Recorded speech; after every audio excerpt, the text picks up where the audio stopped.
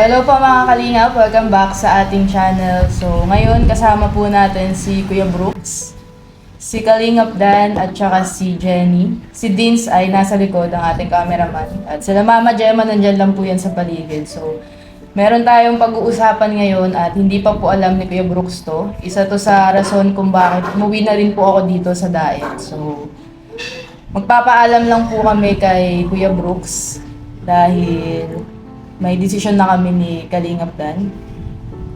Ikaw na ako magsabi. Decision saan? Di pa na naluluha na ako. Naririnig ko doon sa vlog nyo at napapanood ko. O yun nga, Updated na si Kuya Brooks. kayo ay babalik sa kung saan kayo pinanganak sa lugar na Saan kayo buong Maynila o Sa Maynila. Metro Manila na kung tawagin. Ibig sabihin na final na ba kayo ito? Decision na ay as in iwanan ang daig? Ganun ba yun? Ayun na, nakapag-desisyon na Oh, ang grabe. aming... Walang yun naman. Kaya, ikaw ang una naming sinabihan.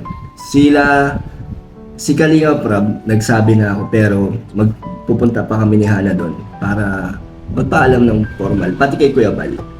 Yun. So, ikaw na yung pinakauna, syempre, dapat ikaw ang unang makakaalam ng plano namin. So, yun na, nakahanap na kami ng lilipatan. Tapos, susubukan namin doon ng makipagsapalaran at panibagong chapter ng magiging namin doon ng buhay. Pare-pareho naman kaming magsisimula lahat doon. So, ayun na. Babalik na po kami ng Manila. Doon na po kami ulit. Sabi pa naman ni Insan mo na hanggat maaari, dito lang kayo sa daig. Hindi naman kami aalis ng Kalingap.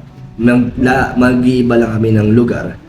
Kasi gusto namin subukan din yung kung kaya na ba na, hindi naman sa sarili kami. Parang kung kasi dito sa diet parang medyo wala na rin kaming content.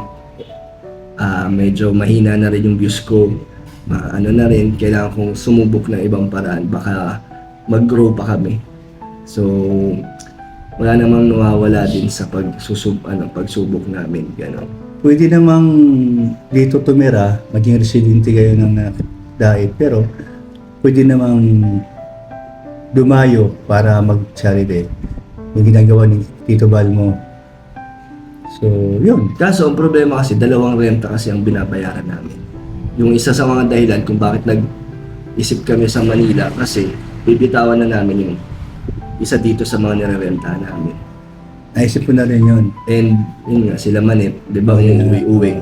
So, kailangan nila ng tutuloy pag pumunta sila ng Pilipinas. So, kaya naisip namin, sa Manila muna kami magstay. Tapos, bitawan na to. Meron pa naman sana akong sasabihin sa'yo dahil kumbaga nandyan na rin yung isang naiwan mo na lote at pabahayan mo. Nandiyan lang naman. Up and down baga. Tapos 3 kwarto sa taas, 1 kwarto sa baba. Sama-sama pa rin kayong lahat. Oo, hindi naman natin masabi, di ba? Yun sana ang maging ko doon, plano. Kung papayag ka doon sa... Hindi, kung kaya ko naman din paggawa ng bahay, yun, matagal ko na sinimulan. Kaso, alanganin nga kami sa ako. Alam ko hindi ko naman kayang tapusin pag sinimulan ko. Unti-unti Pero lang. malay mo, pag sinubukan namin sa Manila, di ba, gumanda yung takbo ng YouTube namin lahat, tapos may gagawin kaming isang channel na sa aming pampamilya na magkakaroon ng mga, abangan nila kung ano magiging content ng channel na gagawin namin. So, sabihin na natin na yung Boss D Fam. Yes. Yung ginawang page namin nila Jenny is, yun yung magiging Facebook page namin. Tapos meron kaming YouTube channel din na Boss D Fam. So, yun, magiging yun, parang family vlogs namin. Andun lahat yung nakaseparate. Basta, abangan na lang nila kung ano mga Ano ba yun? upload namin doon. Upahan lang ninyo o... Upa lang. Renta lang upa lang naman. pala. So, ibig sabihin, merong tama ang sinabi ni Ana, 60-50. Na, Or hindi 50-50. Ang Yung pagtira doon. Kasi kung upa lang, tama naman dahil ito, bibitawan nyo, doon kayo, yung galing sa abroad, o uwi doon sa inyo. Isang upa lang, no? Para isa lang, mabawasan yung ano namin. Babalik pa rin naman Oo. dito Di kung kung- sakaling bakasyon, mga ganun. May Kasi event. taga-dait Oo. naman ako Oo. eh. Andito rin Tama yung naman pamilya yun. ko. Pero, dahil upa lang doon yun, so, yung nga, 16 na makabalik kayo dito dahil sa lupa nga ni Mimo, no, na yun yung, may binta yun, yung tira mong lupa, hanggat maaari. Kasi gaganda yung lugar na yun eh, pagdating ng araw eh. Tapos, yung titirahan nyo sa Maynila sa OPA dahil nasa abroad yung mga kamag-anak sa edang mama mo, pag ka na uwi sa Maynila, doon na uwi. Kung sila uwi. Doon sila dadiretso. So, malaking tipid nga naman. Pero hanggat maaari, huwag na kayo umalis dito. Dahil kung umalis ka dito, siyempre, kumbaga minsan lang tayo sama-sama tapos aalis kayo. Parang gusto nyo pang lumayo. Eh, nandito na nga papa nyo. Hindi naman yun yung dahilan na gusto namin lumayo. Ang dahilan din namin is gusto namin subukan kung meron pa bang mas i-improve yung sarili namin, yung channel namin, or umalis kami sa ano namin, dito sa comfort zone. Gusto namin subukan na parang baka may mas gumanda, di ba? Mas tangkilikin yung pag-vlog namin kung Binubuo natin plano.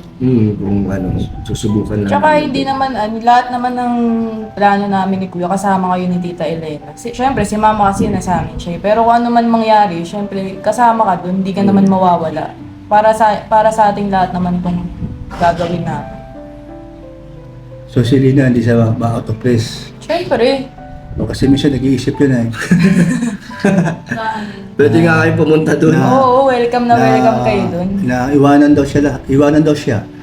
Na siya na naroon matira sa kasi alim yun. Pag magpapamanila sila Tita Elena kay Tito, nandun rin kami. Oo. Doon kayo pwede mag-stay. Talagang ano, Papuntahan mo si Jerlyn. Oo nga. Ganun pa din naman, di naman magbabago. Saan bandang lugar yun? sa Malapit. Pasay lang po. Bungad ng Paranaque. Paranaque. Oo, malapit sa Akala ko Tambo, Paranaque. Santa Rosa. Laguna, hindi kami. So, sa Pasay lang. Saan sa Pasay? Malapit sa airport? 10 Malapit minutes po. lang. Malapit Kaya- rin sa MOA. So, So, ibig sabihin lang, kung galing sa Taguig, mabilis lang ano. Oo. Kung galing ka sa airport, no, Mabilis lang. Mabilis. traffic lang. Pero parang ayaw ko pa rin. Parang gusto ko dito lang kayo. Kasi huwag ka mangalap. Kasi ganito yun. Sasama loob ko sa inyo, lalo na ikaw.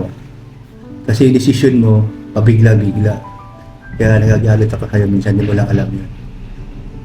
Baka alam mo, natutuwa ako. Hindi naman sa ayaw namin dito. Siyempre, gusto namin magkakasama, kaya nga nag-try kami dito, 1 year higit din kami, di ba? Pero siyempre, bibigyan mo din kami ng tiwala at saka suporta kasi para sa atin din naman itong gagawin natin. Kaysa yung magkakasama tayo, wala naman tayo Oo. makain. di Ito, ba? tatanungin kita. Nandun na kayo sa Maynila. Oh.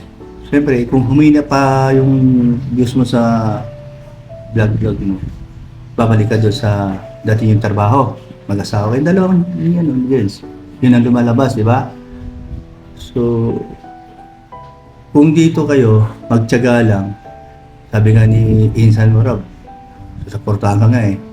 Lalo na sa, ano mo, yung, mag-reactor ka. Kaya mo naman daw, meron ka naman na potential dyan. O ba't ayaw mong gawin, di mo mga pinapagawa? Gagawin O di mo ko. pa ginagawa? Pwede pa rin naman ako mag-reactor kahit nasa ang lugar ako kasi yung reactors nga sa atin, saan din naman sila naka-base, di ba? Pero, So, para madami kasi kaming opportunities pa sa sa Manila. Hindi kami nakastock lang dito na ito lang dapat namin gawin, ito lang yung pwede naming i-vlog. Sa Manila kasi pa, madami kaming pwedeng magawa oo, na hindi totoo yun. nagagawa dito. Maraming trabaho doon, alam natin. Pero, kumbaga sa panahon, sayang baga na sa environment na lang, yung pollution doon. Ikumpara mo dito sa diet. Alam mo naman yan. O, Diba? Tito, Bakit kaso- pumunta ka doon sa pollution, Hindi naman Tito masaya. kasi Nandito yung pamilya mo. iniisip ko kasi in the next parang in the soon, kung hanggang dito na lang kami, wala rin, dito lang rin yung nangyayari, umiikot lang, hindi nag-grow, hindi rin umaangat talaga. So talagang para mas mag-grow kami, kailangan namin sumubok ng mga ibang Habang- O sige. Habang kaya pa. Dahil ilan kayo, ako lang mag-isa. Tulong-tulong na to. Pero syempre So, dito, wala akong panalo. Ang masasabi ko lang sa inyo, bahala kayo sa buhay nyo. Basta ako, dito lang ako. Hindi, kaya Basta, wala akong pakialam sa inyo dahil yun ang desisyon nyo, pabigla-bigla. Nakauwi lang kayo ng Maynila, ilang linggo, isang buwan. So, pagdating ito, iba na ang desisyon nyo, iba na ang mga plano nyo. So, kumbaga, anong klase itong mga bata na ito? Walang direksyon. O sige, sabihin nyo sa akin, may direksyon ba kayo? Wala. Wala. Kaya din namin naisip na lumipat na ng mabilis kasi yung renta sa Santa Mesa, tumataas siya taon-taon. So, kaya naisip namin na kung maghanap ng iba. kinumpute din kasi mas Tumataas. halos 10K. Kasi alam ko nakaano kayo dun sa kabila eh. Hindi ko mamasisisi dahil sila napakabait. Sila ang nagpapalaki sa inyo nung kayo mga nandun pa naka. Siyempre, utang na loob na rin dun sa kanila yun.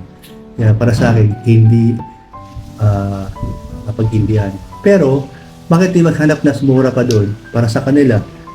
At Ganun din, doon. magbibigay pa rin ako buwan-buwan. So, dalawa pa rin ang babayaran ko. Ganun pa. So, ganun pa rin yung system. Mayroon namang mas mura pa.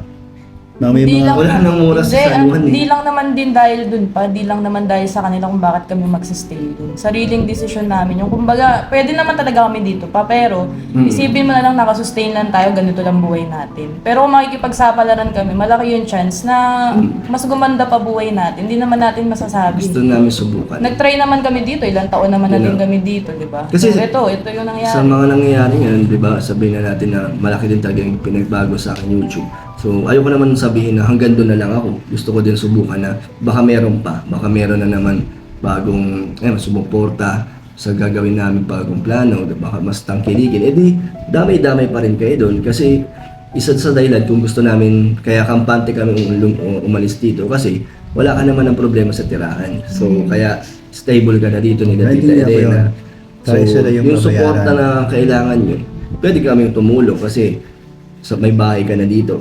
Kaya kami, kampante kami na maiwan kayo. Okay. At nandiyan naman sila Kuya Bal, di ba? Okay, sige, andun tayo sa negatibo na pag-iisip o kung sakaling bumaksak lalo ang bumaba ang yung bus, babalik ka ulit sa call center kasi doon ka nang galing o saan man. Hindi, marami Parang pwede- ganun mangyari kasi siyempre iba yung takbo ng charity mo dito kumpara mo sa Kasi sa ngayon, iba. may mga, lugar. naman kami, may May business. connections naman din kaming mga kakilalang tao na pwede kaming tulungan kung sakali na mabigyan ng Business. trabaho or ng pwedeng pagsimula ng negosyo. Meron si Jenny kakilala, meron akong dati kong trabaho. Pwede pa rin akong bumalik. Wala talaga. Pero hindi naman namin iniisip yung ganun kasi gusto namin positive lang na subukan na to. Kasi kaya naman kung di kaya, kaya pa, para makakabangon pa naman kami. Kesa naman sa walang-wala na kami, tsaka namin susubukan, mas mahihirapan kami. Kaya habang meron pa kami, hanggat kaya pang sumubok or sumugal, yan, gagawin na namin. Habang bata pa din si Rosie, kasi pag medyo mas malaki na yung expenses ni Rosie, mahihirapan na lalo kami. Kasi ngayon medyo dito medyo budgeted na rin talaga yung pagcha-charity ko kasi hindi na parang na rin, kailangan ko na rin i-balance. Hindi na katulad dati na kaya kong magpabahay ng sarili ko lang sa YouTube. Pero ngayon, na lang talaga, parang pang suporta na lang okay. sa charity. Sa lahat ng yan, ikaw lahat ang may plano at desisyon. Hindi, lahat kami. Hindi lang ako ba't ako ang masusunod tapos sila ayaw nila. Hindi rin maganda yung kalabasan kung hindi labag sa loob nila. So lahat kami naman is nag-usap-usap talagang pagtutulungan namin. Yun yung pinanghahawakan namin lahat. Magtutulungan kami na maging maayos kami doon sa paglipat. So yun na, tiwala kami sa isa't isa. Kaya wag ka na mag-alala. Ano ba inisip mo Kuya Brooks na Hindi, kung sakali lang, magsasama loob mo, may magagawa ba ako o may magagawa ka ba pag sinabi nyo, dito lang kayo. Dahil naumpisahan na, dahil sa Manila, di naman tayo nakakasama. O, dito lang tayo lahat. Kung ako masusunod, dito lang kayo. gusto rin naman namin O, sama-sama may tayo? bahay naman doon na may isang kwarto. Kung sino titira doon. O, pwedeng... O, tapos pag pumunta sila si mamanit nyo, Iya ba no? Dito nakatuloy yun. Hindi nila kaya. Pagkababa ng airport, dahil sa bus, gabi, biyahe, pinabukasan mo dito na yun. Dito sa diet, hindi na nila kaya kasi matatanda na sila. Tsaka hindi nga lang yun yung kinoconsider Hindi lang naman sila yung dahilan kung ba't kami Kaya naman nilang magrenta ng kahit sila lang, wala kami ni O Kuya. yan pala eh. Bakit Hindi pupunta lang pa naman yan. Hayaan, Madami hayaan na lang sila. Hindi naman sila yung dahilan. Kami mismo ang may gusto. Kami yung may plano ng mga gantong bagay. Hindi naman dahil kila sa side ni Mama Gemma. Kumbaga nasa sa amin, kami mismo yung may gustong umalis kami sa comfort zone namin. Mag-try kami ng iba pang way para mas gumanda yung buhay natin. Eh paano na si Elena? Wala kakwentuhan. Kagaya mo, kapintuhan mo si Elena. Nandiyan Kawawa naman sila Ate Rhea. May video call naman, di naman tayo mawawala sa social media. Malay mo. Iba yung personal na pupunta dito, pupunta Bakasyon kayo kayo doon. di ba? Punta kayo dun. Oo, ganun pa din naman yung setup eh. Parang hindi ko yata gusto yung plano niya. Bahala na kayo dyan. Ayos kayo. Okay na tayo.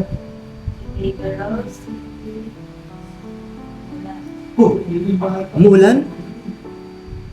Motor pa naman sana. Ano yan? Bakit? Parang, Prank pa yan?